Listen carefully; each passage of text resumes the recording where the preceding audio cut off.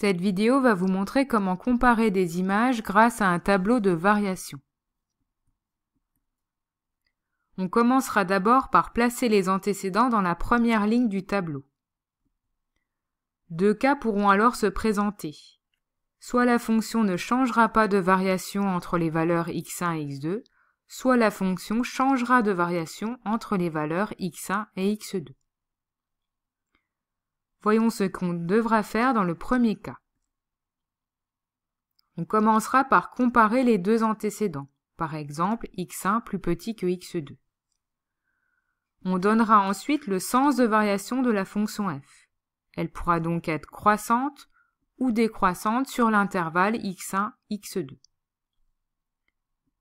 Si f est croissante, les antécédents et les images seront rangés dans le même ordre. Tandis que si la fonction est décroissante, les antécédents et les images seront rangés dans l'ordre contraire.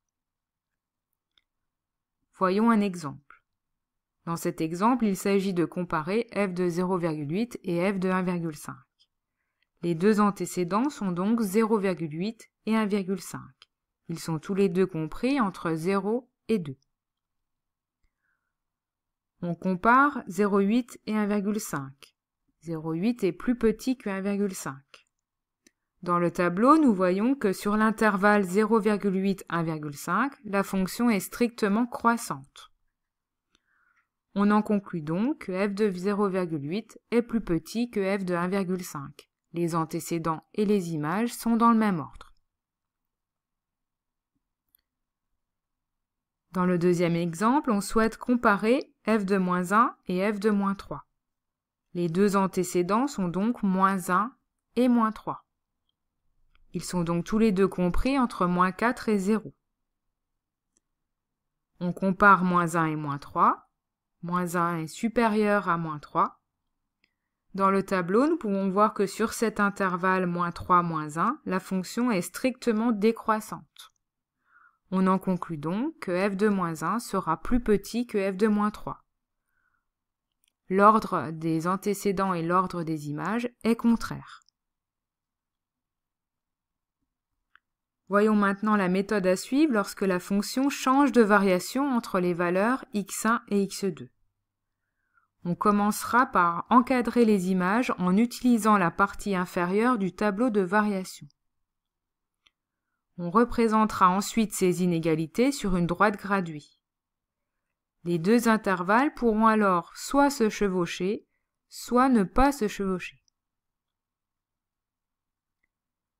Si les intervalles se chevauchent, on ne pourra pas conclure. En effet, toutes les situations peuvent être envisagées. La première, f de x1 plus petite que f de x2.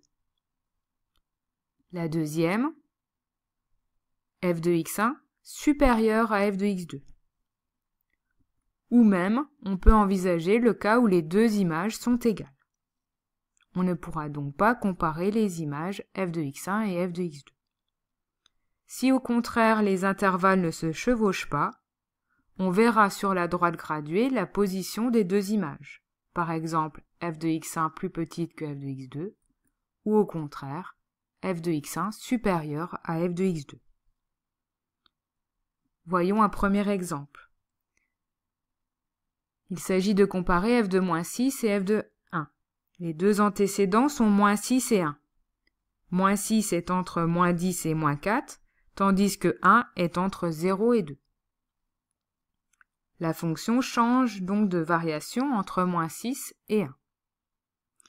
On encadre donc la première image f de -6. Donc dans le tableau de variation, dans la partie inférieure, nous voyons que l'image f de -6 va se trouver entre 0 et 3. Nous faisons la même chose pour la deuxième image f de 1. Dans la partie inférieure du tableau, nous voyons que f de 1 se trouve entre -5 et -2.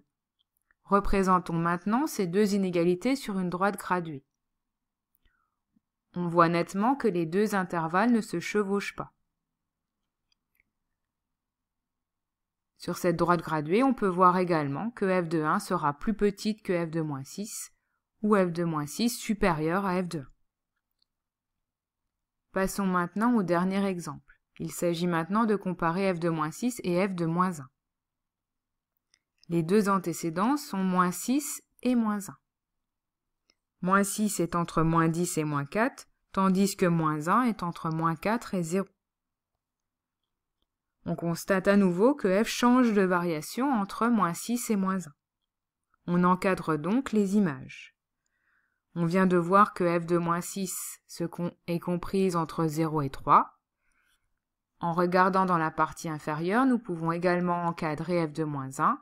Nous voyons que f de moins 1 se trouve entre moins 5 et moins 3. On représente maintenant ces deux inégalités sur une droite graduée. Cette fois-ci, nous constatons que les deux intervalles se chevauchent. On ne peut donc pas conclure entre la position de f de moins 6 et f de moins 1.